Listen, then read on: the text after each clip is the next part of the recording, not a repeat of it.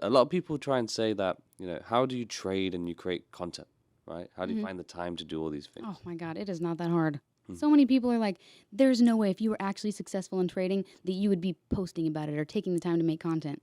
I have so much time on my hands. What are you talking about? It's I mean, now I don't know the same for you. You are doing this at a much higher level. But as far as me, recording a video or an hour live stream is incredibly easy. Mhm. Now I have been able to now divvy out the time to know where I have a video editor that I don't have to spend the hours editing. Mhm. But there's absolutely a point in time where I've always had time to create content for Mhm. sure. And then with social media, you get different personalities, different, obviously, opinions. And no doubt you got a lot of supporters, Yeah. but also comes the opposite side, as we talked about earlier. There's always two sides. So the opposite side with a lot of haters or negativity. So how do you handle that? That was. Oh, and you know what? I'm gonna be honest. I feel like I forgot part one of that question about the interviewing the other traders. Just do you enjoy the process? Yeah. Oh, very much so, Mhm. dude. That was also.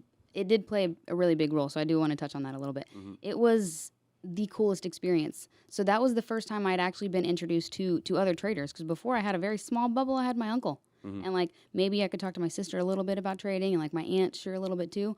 But that was the first time I was actually talking to other traders. It Mhm. was an incredible opportunity. Now, there were times where I I would interview some of these traders and I would be able to realize that okay, maybe some of them kind of got lucky and they're trying to explain how they got lucky in a very like articulate way that is showing a strategy. Mhm. But then there's other ones that I could just have talked to for hours because I didn't have much experience with other strategies. So I Mhm. truly was fascinated to hear, okay, what strategy do you use? How does it work? What's your psychology like?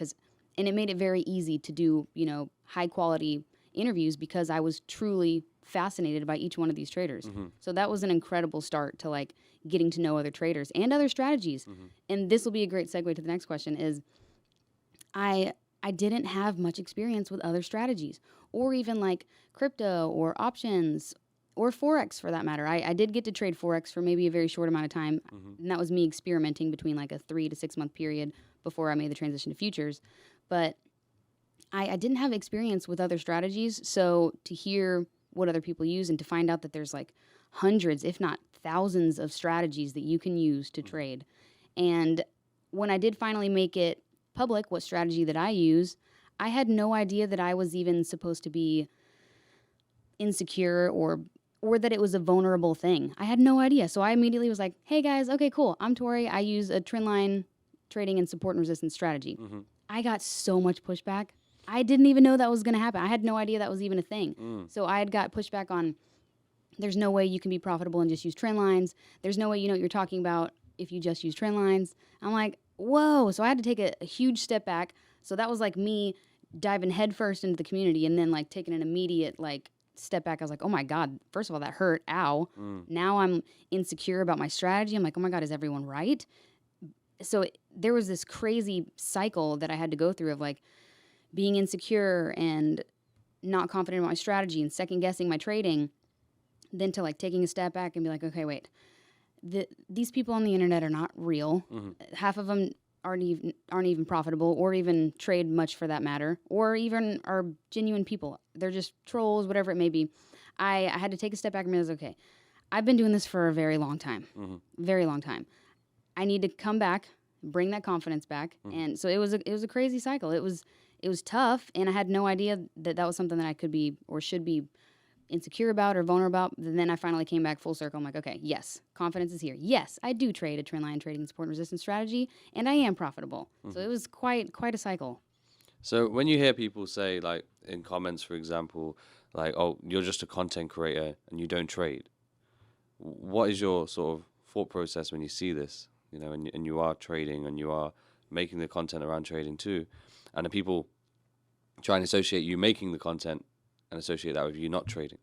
So, I would say at first I took it incredibly personally and thought that this was just because I was a female in the industry, but I'm coming to find that that's they accuse all trading creators or influencers of that. So mm, I did take it very personally at first, and I'm like, do you guys truly think that? How do you think that I come up with this stuff, or how am I this educated or this fluid in my strategy in the markets? in psychology, how can I make that up? There's no possible way if I'm not an actual trader. Now maybe they don't believe that I'm profitable or whatever it may be. Maybe they're like, yeah, she has been doing it for this long, but she's not profitable. I think it's all noise. I truly have learned to block all of that out. Your path is your path, and the people that you are, helping educate or even share your journey to is going to benefit from this, regardless of all the haters out there that are saying, traders, if you're truly profitable, you shouldn't be making content, or you don't have the time to make content if you truly were profitable.